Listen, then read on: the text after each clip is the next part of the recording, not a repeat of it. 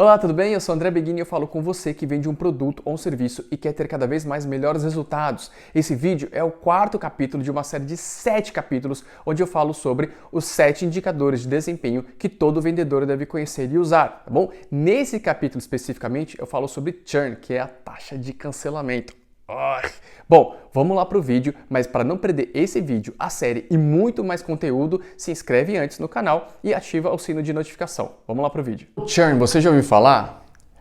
É churn, não é churn, tá? Então segura o churn, hein? Vem comigo falar sobre churn.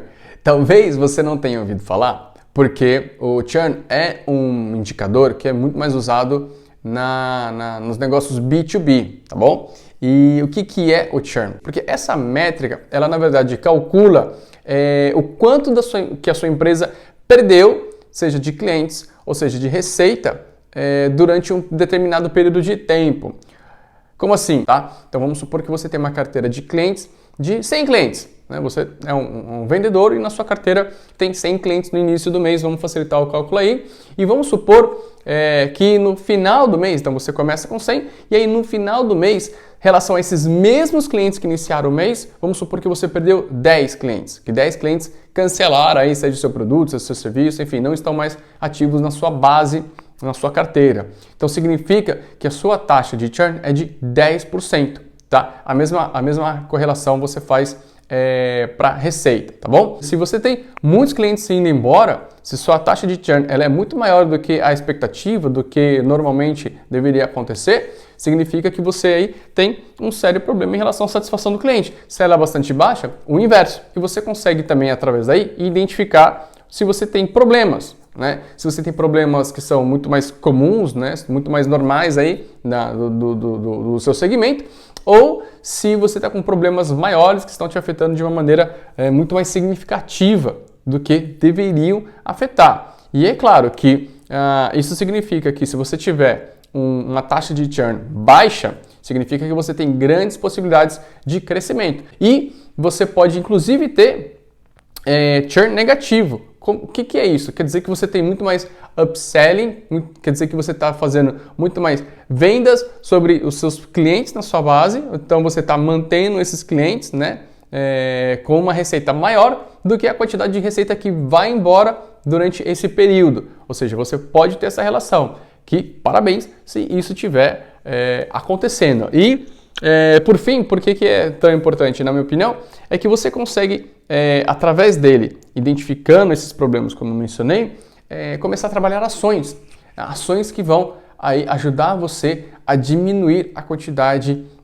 de clientes e, consequentemente, a quantidade de receita que estão saindo da sua carteira. Independente se esteja alto ou baixo, quanto menos você tiver de taxa de churn, melhor, certo? Então, você tem que estar sempre analisando esse indicador, tem que estar sempre analisando esses dados para identificar o que está acontecendo e melhorar a cada dia para que você diminua a taxa de churn e melhore aí a saúde do seu negócio, a saúde da sua carteira, né, especificamente.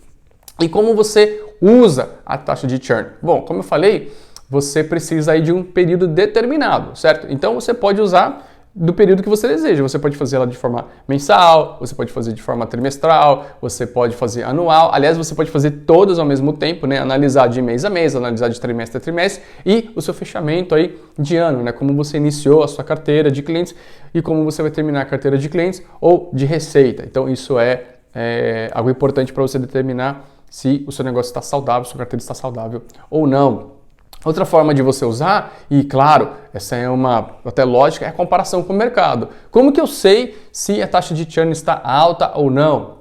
Bom, se você trabalha, se você é único, né, no seu mercado, se você faz uma coisa completamente diferenciada, é mais difícil. E aí você vai ter que determinar em comparação, né, fazer algum tipo de benchmarking, se lá fora, no exterior, existe alguma coisa similar à sua, mas normalmente, né, você não está sozinho, né, você tem aí dados comparativos no mercado. Então, se você é um empresário, você vai comparar com empresas de mesmo porte que oferecem, tem uma oferta semelhante à sua. Se você é um vendedor, você pode muito bem comparar com né, tanto com a carteira geral da empresa quanto os seus outros colegas para você entender se você está perdendo mais ou se você está perdendo menos receita ao cliente em comparação a quem está do seu lado. Uma outra forma que eu já mencionei é a análise dessa carteira, né? Então você vai entender por que seus clientes vão embora, ou por que a receita vai embora, quais são os fatores que estão sendo determinantes,